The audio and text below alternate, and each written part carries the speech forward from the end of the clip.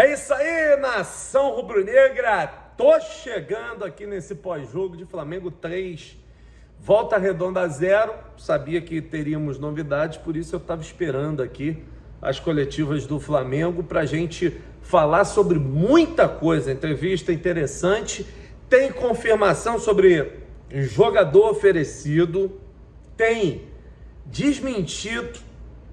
Tem muita coisa a partir de agora. Aciona o sino da notificação para todos os vídeos e inscreva-se no botãozinho vermelho aqui embaixo e vem comigo, nação rubro-negra. Olha só, o Marcos Braz colocou um ponto final na situação de briga que teve com o torcedor, que acabou vitimando aquela pancadaria lá no Barra Shop, e disse: quem tiver com mais dúvida, ligue para o meu advogado, o Marcos Braz. O Matheus Bach, filho do Tite, confirmou o interesse, a busca do Flamengo pelo Igor Coronado, a avaliação do nome do Igor Coronado, e o Bruno Spindel desmentiu a saída do Juan. Tudo isso a partir de agora. Ó, não perde nem um minuto que a coletiva tá especial. Bota na tela. Boa noite para vocês, Tite aqui, Luana Trindade da Flá TV. Flamengo hoje com bastante volume de ataque, mais uma vez sem sofrer gols. Avalia pra gente como foi essa partida, se já tá pegando a cara do Tite, se o time já tá com a cara do Tite. Obrigada. Tempo. E sem ser oportunista em cima de um resultado e do volume grande, achar que as coisas ela já é um processo todo.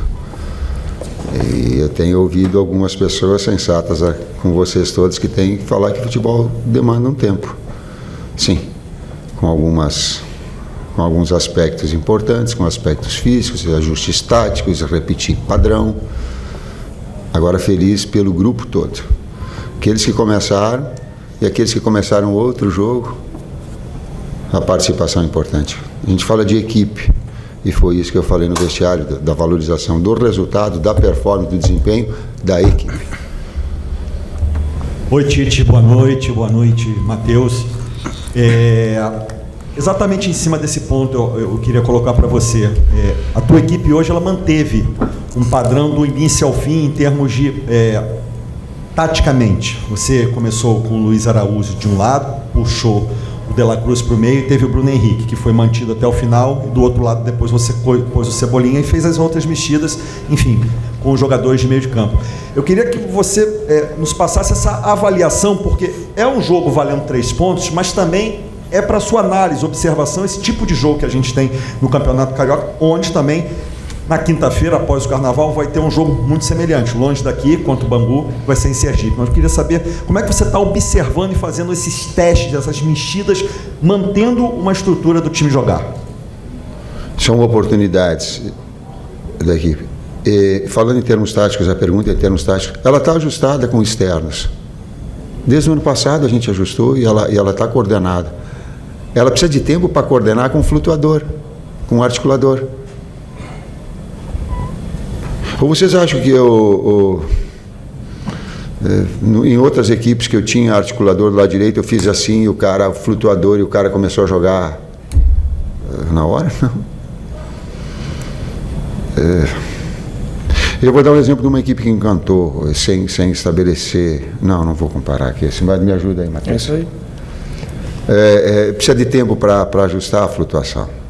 Do flutuador para passagem, para sincronia, para o movimento que daqui a pouco o adversário. Então, uma já tem dominada, a outra precisa de tempo para ser ajustada. Boa noite, Tite, parabéns pela vitória. Queria que você fizesse mais que um resumo desse jogo de hoje, mas também da semana, onde você encontrou 3 jogos, um gramado bastante prejudicado, 2 clássicos e conseguiu sair com 2 resultados positivos e um empate. O que dá para tirar de impressão para o torcedor a partir dessa semana tão conturbada? Vou falar só a respeito do gramado. Depois o Matheus me ajuda. É inadmissível Maracanã ter esse gramado.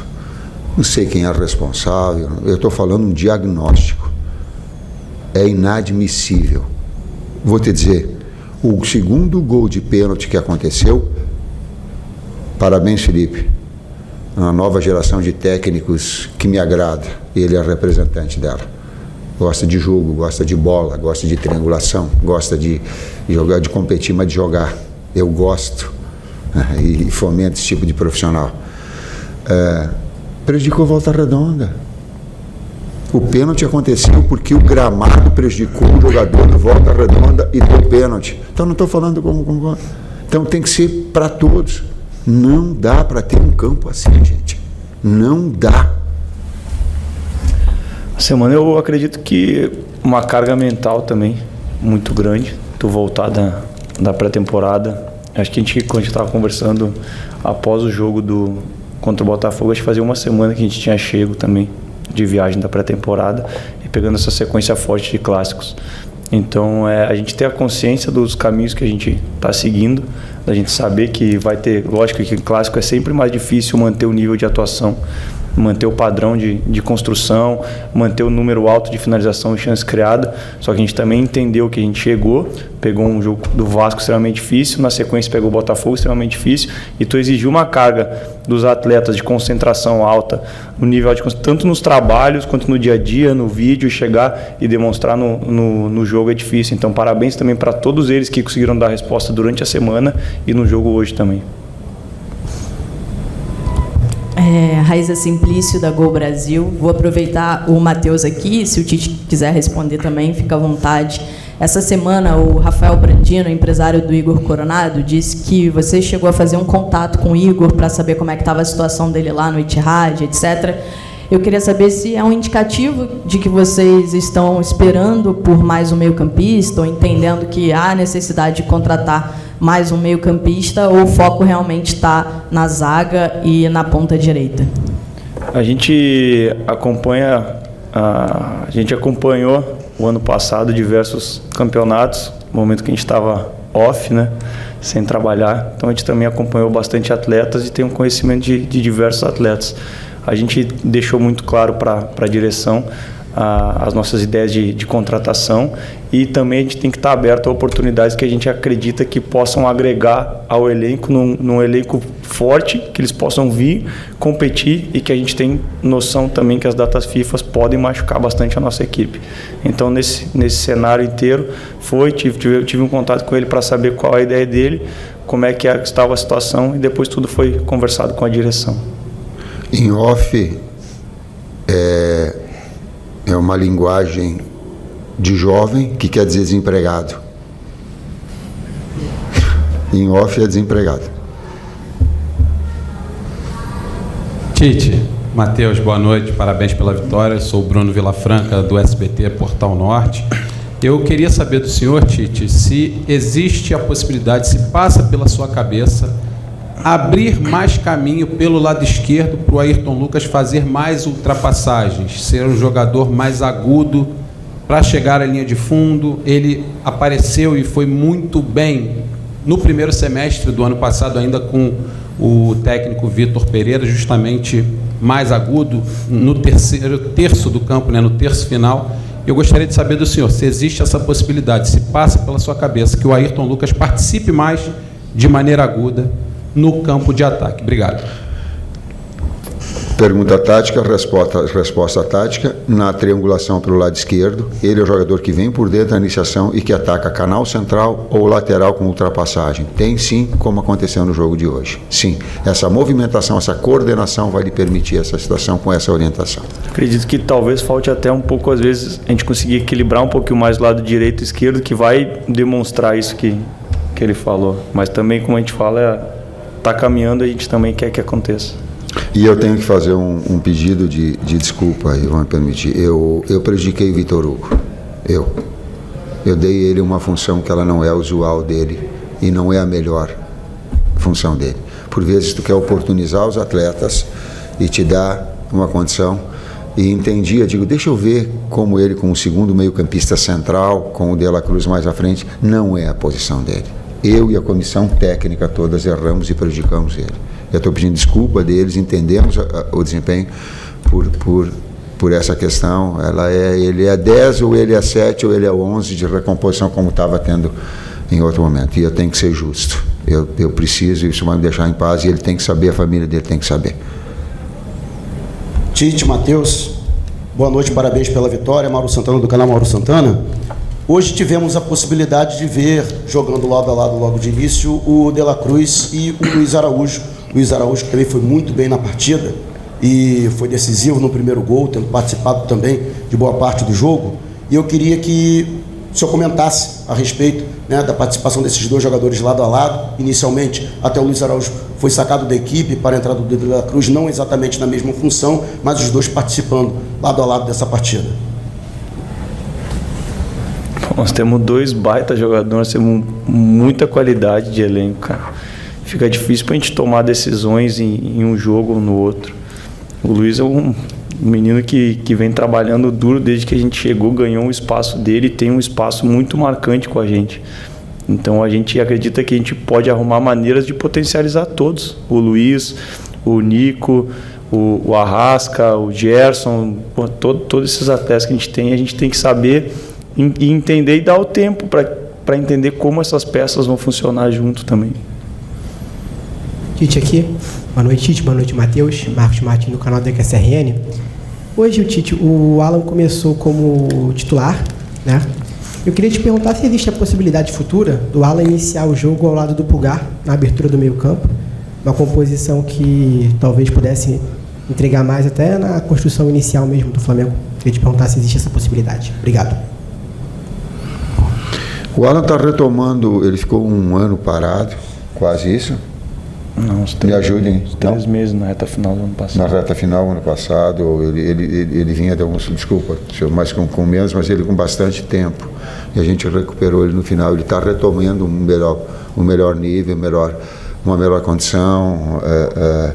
Por mais treinamentos que tu faça, o ritmo de jogo, quando tu tem um tempo muito espaçado, ficando fora, vai retomar. É um jogador muito concentrado no que ele faz, com muita qualidade que tem. Eu falei isso para dizer assim que o campo, a bola vai falar, as circunstâncias, os momentos podem falar, tal qual eu fiz em relação ao Vitor Hugo, e tenho dizendo que ele não tem. Daqui a pouco, em outro momento, eles possam estar e estar num bom desempenho, mas pós-retomada, numa melhor condição. Eu digo que a bola tudo é possível. Eu já aprendi que não dá para dizer assim, não vai produzir, não vai, não. Daqui a pouco ela se ajusta, ela se molda, desde que a gente tenha a condição de oportunizar e ver. Boa noite, Tite e Matheus. Recentemente, o Flamengo teve 2 saídas no departamento de futebol, né? Saíram o Fabinho e também o Juan, e agora o Carlos Noval e o Luiz Carlos assumem os cargos, inclusive tem essa unificação de setores. O Juan não saiu ainda não. Sim, então, o Juan está com a saída encaminhada para a CBF, é o que a gente tem de informação.